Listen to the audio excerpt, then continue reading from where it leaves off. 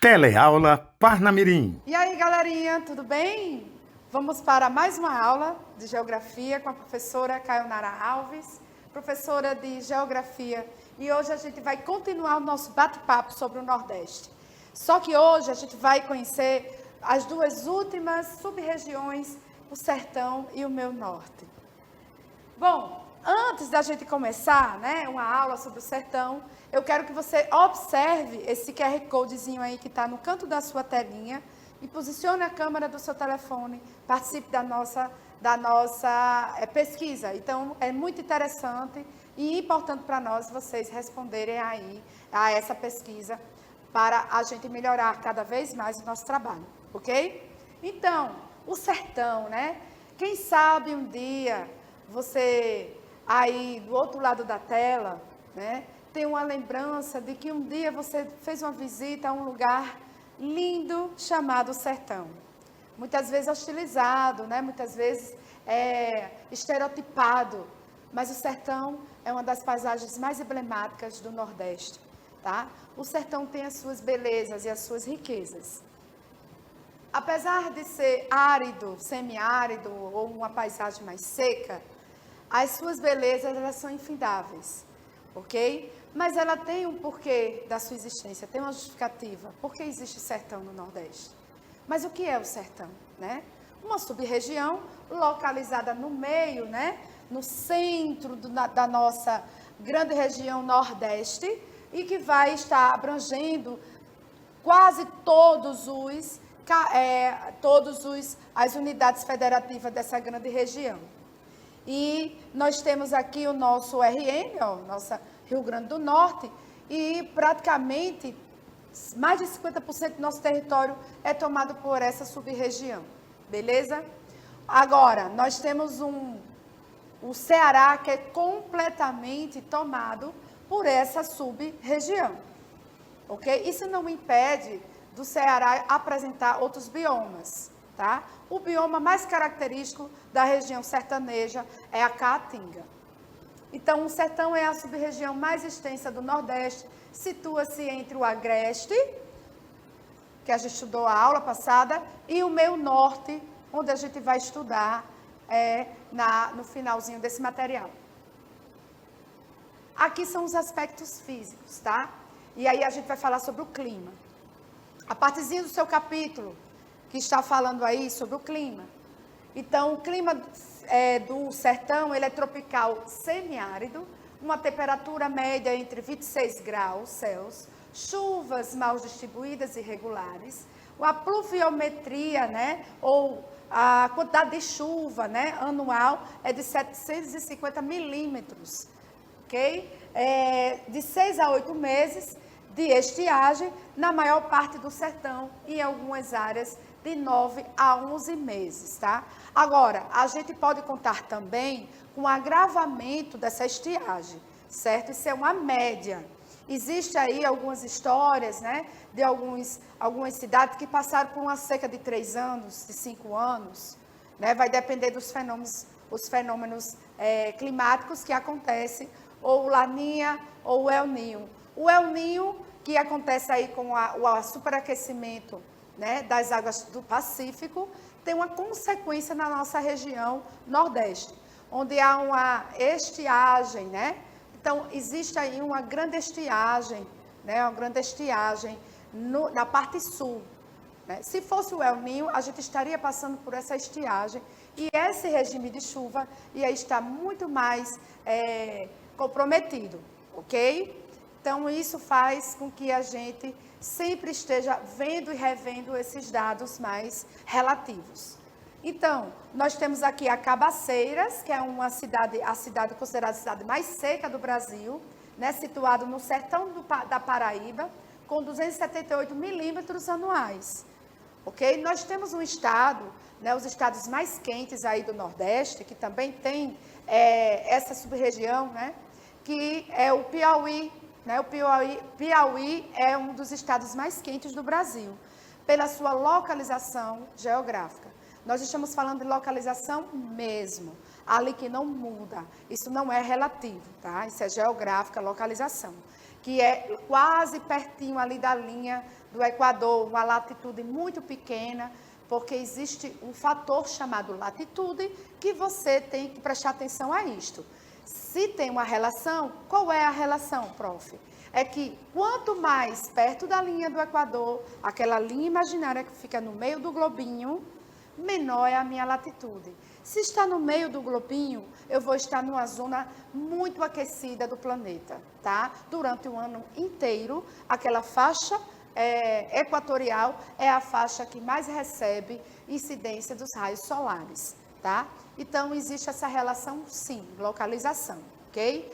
Não é só o sertão brasileiro, existem outras localidades do planeta, dentro dessa linha, perto da linha do Equador, vai ter uma característica bem parecida, né? Uma característica equatorial.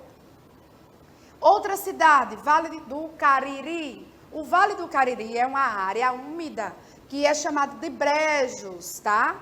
E no sul, que se localiza no sul do Ceará, Juazeiro do Norte, Crato e Iguatu. Isso aqui é a região do Cariri, certo? Situada no estado do Ceará. Tem as cidades de Juazeiro do Norte, Crato e Iguatu. Não esquece. Falou de Cariri, está falando nessas 3 cidades, tá? Com riachos permanentes e agropecuária bem desenvolvida. Outra particularidade dessa sub-região são dos aspectos físicos.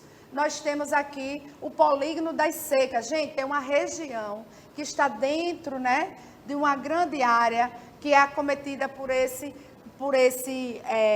essa sub-região, que tem um comportamento, né, um comportamento parecido, toda a Bahia praticamente, só deixando de lado aqui a região entre o Agreste e a Zona da Mata, e aí a gente vai ter aqui Piauí. Lembra que eu falei para vocês, Piauí é uma das cidades mais quentes do Brasil? Pois bem, Teresina, capital de Piauí, tem uma temperatura muito, muito característica, temperatura muito alta, sua localização.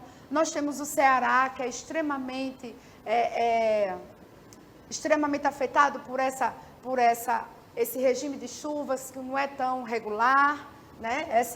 Essas características do polígono das secas, que tem aqui, ó, esse mapinha para você conhecer essa sub-região aí mais profundamente. E isso é uma das características, né? Polígono da seca é uma região que envolve a sub-região, entenda isso. Vai colocar aqui, ó, a Minas Gerais, uma partezinha do norte de Minas, vai adentrar essa regionalização. Eu tenho aqui, ó, uma legenda, cuidado, legenda, aprenda a ler mapa, isso é muito importante. A linha preta, ó, limites dos estados, não tão preta, mas é uma linha meia cinza. O polígono da seca é toda essa região circundada aqui com essa fitinha vermelha. Nós temos uma manchinha lilás, que vai dizer que são áreas que têm precipitações inferiores a 750 milímetros. Lembra que eu disse a vocês que era uma média? Né? Não é que seja isso, né? Pode ser menos. Eu tenho um amarelinho, essa manchinha amarela é do polígono das secas, de acordo com o INPE, o Centro de Pesquisa da USP. Então, de acordo com o INPE, essa região do polígono das secas só se concentra aqui, nessa área amarelinha. Mas ela tem, ó, uma repercussão em toda essa área, tem um comportamento muito semelhante, inclusive o norte de Minas, Minas Gerais, né, que é um estado do sudeste, né, brasileiro. Inclusive, é a área onde nasce, né, especificamente na Serra da Canastra, o nosso velho Chico, o Rio São Francisco, que a gente chama de o Nilo brasileiro, né, atravessa uma área tão seca, mas de forma tão perene, tão permanente. Então, o sertão ele vai apresentar como a área com maiores dificuldades econômicas do Nordeste, isso é uma particularidade, mas tem a ver com esse regime de chuvas. Grande parte dessa sub-região está no que é denominado polígono da seca, sobre o centro da região Nordeste. E aí a gente tem algumas, né? Aqui é de Cabeceira, aquela cidade, né, conhecida como a cidade mais seca do Brasil. E aqui o Juazeiro do Norte, que faz parte do Cariri, do Brejo, aí, que é uma parte mais úmida, né, digamos assim, do sertão. Por que não chove no sertão? Eis aí a pergunta que não quer calar, né? Será que é uma questão de herança, né? Herança geográfica? Será que é por conta da localização? Será que é por conta de quê, prof? Por que não chove no sertão? Gente, existe o quesito latitude, que eu falei para vocês, e tem outro fator que é impressionante. Vocês não precisam decorar, vocês precisam aprender. É o relevo, tá? Professora, o que é que tem o relevo? Eu vou lhes dizer algo. Quando vocês estão numa serra maravilhosa, né, em grandes altitudes, você sente frio ou calor?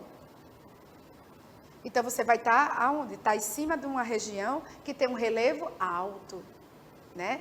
Ali vai fazer um frio. Então, é ou não é um fator que determina o clima daquela região?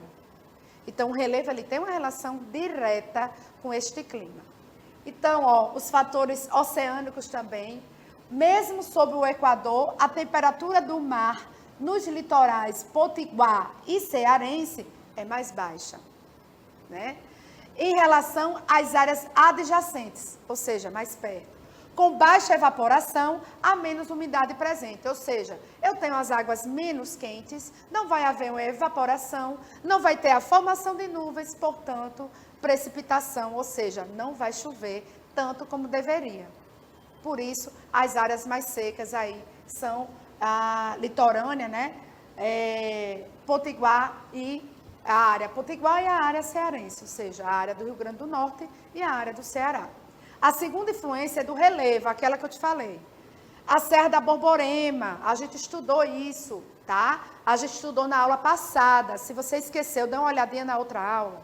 Eu falei sobre o Planalto da Borborema. Professora, aqui está o nome Serra. Serra da Borborema, Planalto da Borborema. Não esqueça que Serra é uma unidade de relevo, que é um planalto desgastado, certo? Então, a Serra da Borborema, ela vai ser um limite, né? Um limite orográfico, um limite físico para a umidade do oceano ultrapassar, né? Então, o que eu escrevi aqui, ó? Que atravessa vários estados, né, essa serra, impede a passagem das correntes atmosféricas úmidas, ou seja, aquele ar úmido levando chuva, que partem do oceano para o interior, por isso chove mais no litoral. Vai chover, lembra do tipo de chuva? Chuva orográfica, chuva de relevo. E quando essa nuvem passa para o outro lado, ou seja, para a área de sertão, de depressão, depois dessa barreira chamada Serra da Borborema, ali já vai ter pouquíssima umidade, não vai chover o tanto que precisava. A terceira, frentes polares. Olha aqui, gente. Foca aqui, ó, aqui embaixo. A prof está apontando aqui embaixo, onde você vê essas três carreirinhas aqui, ó, vindo lá de baixo, né? Aqui a terceira, né? Então, ó, nós temos aqui, ó, a numeração, preste bem atenção, eu tenho uma numeração e eu tenho uma numeração correspondente nesse desenhozinho aqui de baixo, tá? Na hora que você for estudar, filhos, na hora que vocês forem estudar, vai rever a aula, então veja, ó, existe, isso aqui tem uma relação, essa numeração. É a nossa legenda. Ele está falando das frentes polares, ó, que vai em encontro de massas de ar diferentes, causando chuvas, mas como elas têm pouca força, quando chega no Nordeste, predomina um quadro de estabilidade, ou seja, ela não vai mais interferir ali no movimento de chuvas. O quarto fator, que é aqui, ó, é o fator atmosférico, são fatores atmosféricos. O Nordeste é uma área de alta pressão. Quanto mais alta a temperatura, alta pressão, né? Alta pressão com correntes de ar que transfere o calor para latitudes maiores, ou seja, latitudes maiores vai para o sul, né?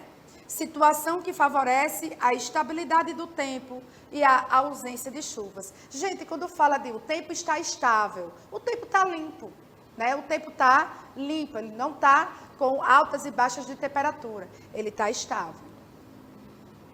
Aqui, ó, aspectos físicos ainda, eu vou falar de vegetação, né? E vou falar do relevo. A vegetação nativa é a caatinga, né? É um tipo de savana muito parecido com a savana africana, mas não é, tá? Porém, nós temos alguns pontos que foi catalogado, né, nos últimos anos, que existe uma espécie de savana aqui também, mas muito parecido com o cerrado. Mas a caatinga, gente, é um domínio exclusivo, né, do nosso Nordeste, do mundo. Só existe caatinga aqui, só, tá certo? Formada por plantas que acumulam água. Quem são elas? Não botei de propósito.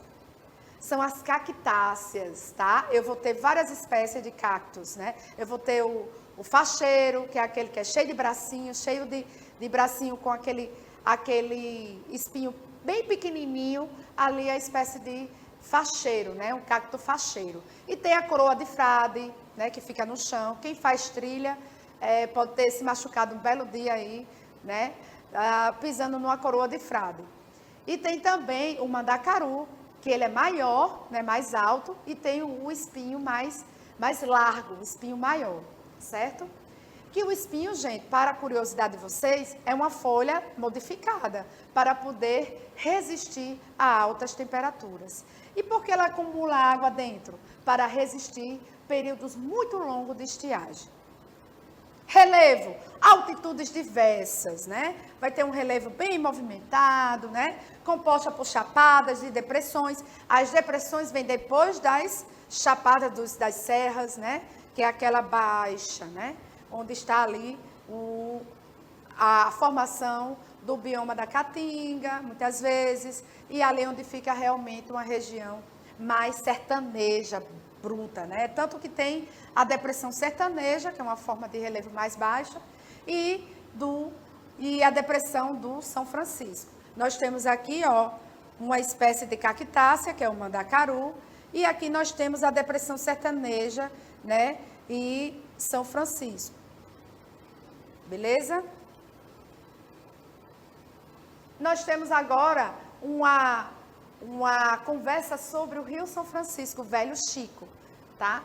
Rio São Francisco, conhecido como o nosso Nilo brasileiro, né? Aqui é a ficha técnica dele, vai parar a tela para vocês darem uma olhada, né? O seu tamanho é de 2.700 quilômetros, né? Sua duração, ele não é temporário, ele é perene, ou seja, ele não seca, ele é permanente.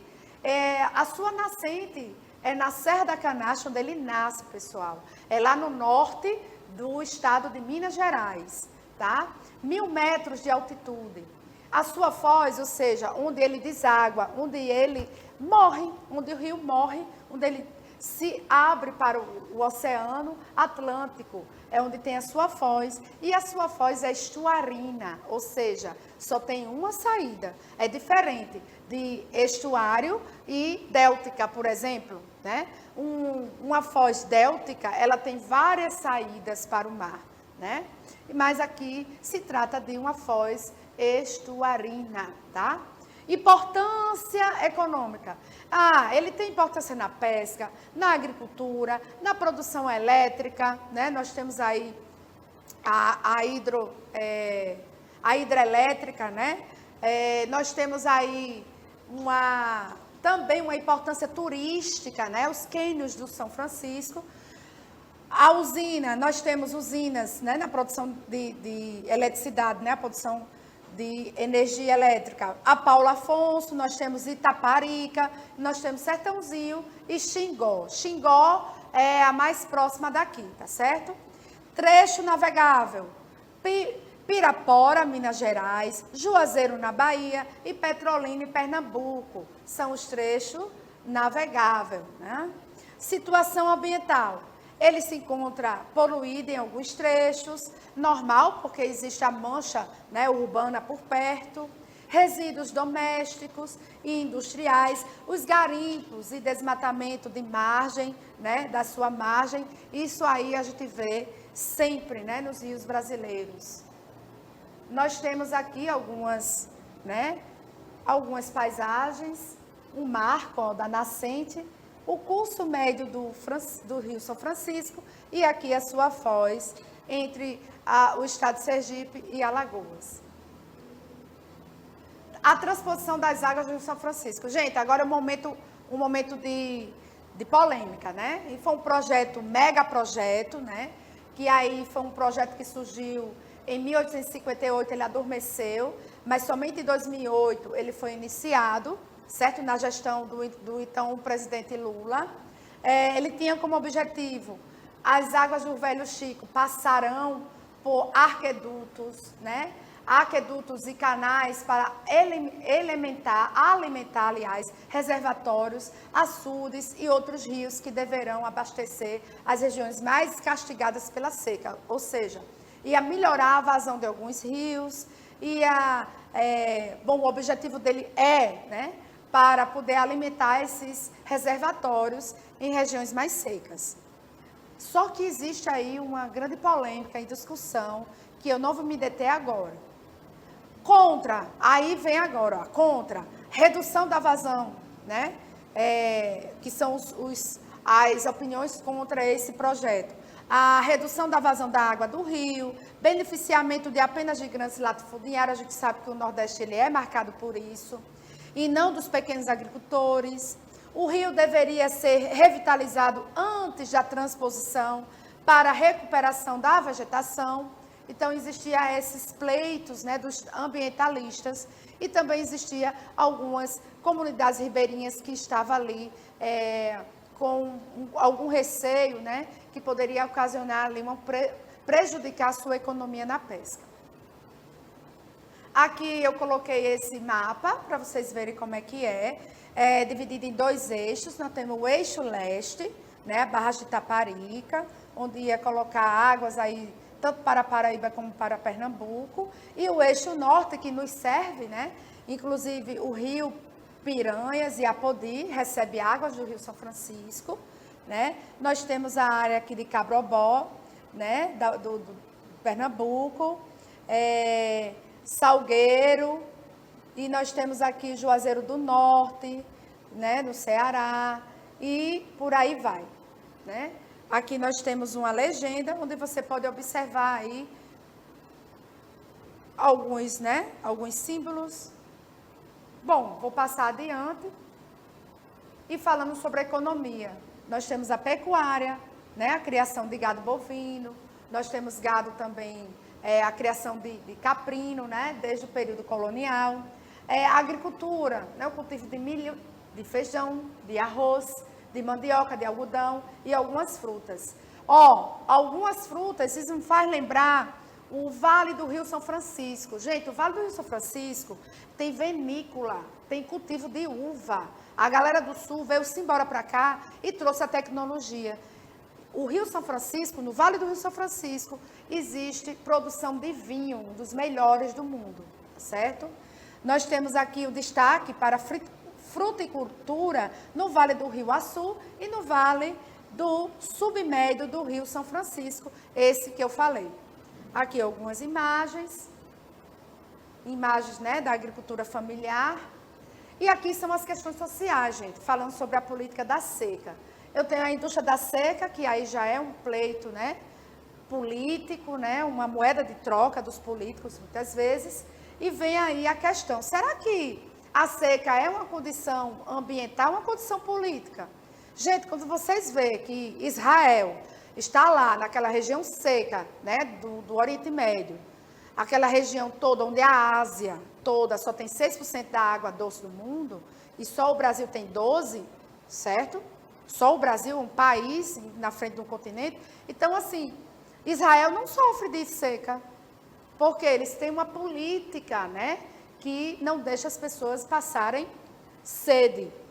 Mas aqui é diferente, gente. Aqui tem que ter o quê? Uma vontade política. ok? Então, ó, políticos desonestos desviam verbas sim, né? Ficam prometendo e viram uma moeda de troca. Mesmo assim, existe pobreza, migrações, né? As pessoas saem das suas propriedades, deixam sua terra para poder sobreviver. Então, assim, ó, são os retirantes. Aí tem um filme muito maravilhoso, que é baseado numa obra, né? Antes de passar para o Meu Norte, que é Vidas Secas, né? Graciliano Ramos. Aqui nós temos o Meu Norte, que é aquela areazinha muito parecida com o Norte. É aqui, ó, a localização entre Piauí e o estado do Maranhão. Nós temos aí a parte do estado de Piauí e todo o estado do Maranhão, aliás, né? A parte ocidental do Nordeste. E aí, os aspectos físicos, eu tenho uma vegetação de transição entre sertão e Amazonas, né? Do semiárido e Amazonas úmido. Eu tenho ali a mata de cocais, lembra? Onde eu vou ter o cultivo, né? Mata de cocais também é uma faixa de transição, cultivo do babaçu e da carnaúba. Mas apresenta a característica tanto da Amazônia como do Cerrado, Caatinga e essa mata do cocais no centro-norte, tá certo? Aqui algumas paisagens, vocês estão vendo aí fixo, a tela fixa. Você, um pouco mais abaixo, no quadradinho azul, vocês vão ver o clima, onde ele vai dizer que é um clima tropical, com verão úmido e inverno seco. Médias térmicas entre 24 e 26 graus Celsius. E a pluviosidade, ou seja, o regime de chuvas, nós temos entre 1.000 a 2.000 milímetros, né, em São Luís do Maranhão. O relevo, galera, agora o relevo e a hidrografia, nós temos um relevo que ele é baixo, vai de 0 a 200 metros, ou seja, altitudes mais elevadas somente ao sul, né, mas predomina aí mais as planícies, e em destaque eu tenho aí como o rio Parnaíba, né, um rio que tem 1.414 quilômetros de extensão. É lindo. O rio Parnaíba, gente, tem uma foz déltica, ou seja, várias saídas para o mar. Aqui é o climograma, perceba que nessa região, inclusive eu coloquei esse climograma aqui, não pertence ao Meu Norte e sim ao sertão, esqueci de explicar para vocês, certo? Isso aqui é o nível de chuvas durante o ano inteiro na região sertaneja. Voltamos aqui ao Meio Norte, né? As capitais regionais, né, que o Meu Norte atinge é São Luís e Teresina, Piauí. Outras principais cidades eu tenho Imperatriz, Codó, Caxias, São José do Ribamar e o Parnaíba, no Piauí. E estas cidades carecem de infraestrutura urbana, como transporte e saneamento básico. Então, aí a gente tem cidades que têm um nível, né, expectativa de vida bem mais abaixo, enfim. E a economia? A base agropecuária, criação de gado, cultivo de algodão, extração de babaçu aí que tem aí uma linha cultural muito forte, produção de açúcar, plantio de arroz nas áreas mais pantaneiras e extração da cera da carnaúba, né? Uma grande fonte de renda para as mulheres daquela área. E comunidades quilombolas também. A partir de 1970, a base mineral, né, do Maranhão passou a ser escoada, né, ser escoadouro das riquezas minerais da Serra do Carajás. Então, ela vai, né, desde 70, né, 1970, né, nós temos aí, ó, uma linha, né, de esgotamento de escoamento, né, dessa produção que vem do Pará. E a ferrovia Norte-Sul impulsionou a economia do Meio Norte, galera. Tá aqui a construção da ferrovia. Vai ligar, né, o panorama de São Paulo, Belém, são 3.100 quilômetros. Ampliação irá dinamizar a economia da região, com destaque para a agropecuária do Maranhão, Piauí e Tocantins, certo? E atualmente carece muito, né, dessa questão aí de escoamento do porto de Itaqui, né, o acesso ao porto de Itaqui. E aqui uma imagem belíssima, né, das mulheres quebradeiras de coco, muito comum né, elas ganham dinheiro com isso e toda a família é aí reunida para fazer o sustento. E agora é um convite para você, tá? Depois que a gente assistiu essa aula, a gente pode pegar o nosso material e que tal fazer um mapa mental, né? Você colocar as regiões e ligar as características, botar umas setinhas, as palavras-chave, que vai lembrar tanto do sertão como do meu norte. É uma dica que eu dou e aí eu convido você a ter aí uma tarde maravilhosa, né? Uma manhã ou uma noite produtiva, fazendo assim uma leitura muito produtiva para que você aprenda cada vez mais. Estamos gravando essa aula numa semana muito importante, onde nós estamos aí discutindo sobre racismo e amanhã, né, no caso, nós estamos num dia que antecede o dia da consciência negra e eu tenho um recadinho. Uma sociedade que tem que ter um dia consagrado como consciência negra é porque ela precisa conversar sobre racismo e muito mais sobre antirracismo, ok? Então, consciência, gente, igualdade para todos e até a próxima aula.